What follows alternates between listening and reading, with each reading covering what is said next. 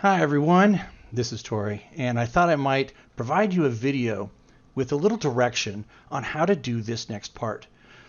Hyperdocuments might be a new concept. The technology that goes into making them is not, but the idea is new. So what I want to do here is walk you through some directions, suggest some things, and explain how this particular page works. So we're going to be learning from the student's perspective. We're going to look at these documents as if we were students in the classes that these documents were provided in. So, in the process of evaluating, I thought I'd give you some suggestions. Now, you're not limited to this, but this is a suggestion. Do you understand the goals of the lesson? Do you know where to start? Do you know the steps to take to complete the lesson? Do you know where something if there is something that needs to be completed and returned? And are there supports to explain the assignment? If the student has a question about how to do something or needs subject area support, is any provided? Is the hyperdoc engaging, visually or auditorially? Is it easy to use? And most important, what do you think needs to be added or subtracted from the hyperdocs to make them usable for you? So here's a list. Now what I did is I grouped them together in by subject area. So we have math samples, and I put 2 math samples in here. If you want to see what they look like online, simply click the link here. Same idea here. And these are some science examples. Science examples include this section here that talks about planets and the space, and this one's on volcanoes. History examples, English examples. And if you want more, and you might, this is a link that I put in that has a huge depository of what we would consider hyperdocs. Now, just as a side note, hyperdocuments can take all kinds of shapes and forms, as you can see. Some of these are PowerPoint slides, where the hyperdoc is actually a presentation that the students walk through. For example, I think that the space sample is, and these two are Padlets.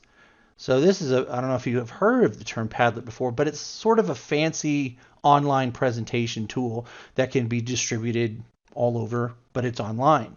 Now, a couple of points I thought I might make here is that the Padlet is not downloadable, which means that once it's up online, you cannot download it. And if, for some horrible reason, that Padlet were to go upside down or no longer be in business, all of your work is gone, which just scares the living daylights out of me. There's a gentleman here named Kevin, I think his last name is Fermisco, and he has a Padlet site. We'll just take a look at it.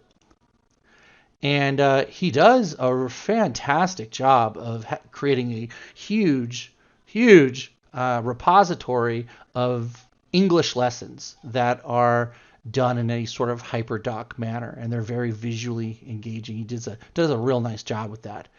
Also, I thought I might step back for a second and talk to you about. So we're done talking about the lesson, but in terms of design on the web page here, I just want to talk about that for a second. First off, did you notice what I talked about initially? Your task. So you knew exactly what you needed to do, and that's review 1 from each section, put your responses in the discussion area. Then I gave you a guide. Now, were you stuck to this? No, but it gave you a place to start. And then secondly, this may seem weird, but these little arrows, and there's got to be a more attractive way of doing this, but these arrows break up the samples. And so it groups these together so it doesn't look so overwhelming. Like it doesn't look like just a huge list of things that are mushed together. They are visually broken up and easier to digest or to process, I guess. And also too, and might not notice this, but when you click on these, it opens up a new tab. Now, normally when you click these, it just takes you away from the course. But what I did is I changed that so that it would open up in a new slide. Now, keep in mind, I took the courtesy of doing it for you, so you could always have your course window open. But if you right-click any link, and I'm talking any internet link, and say open a new tab, it will open in a new tab. But see, I've taken that part away just in case you didn't know. I think that covers it. Now, also feel free to put questions down here in the discussion area in the off chance that you might want to have ask questions. The HyperDoc is incredibly powerful. It provides packaged learning, and let's see where this goes. Thank you for watching.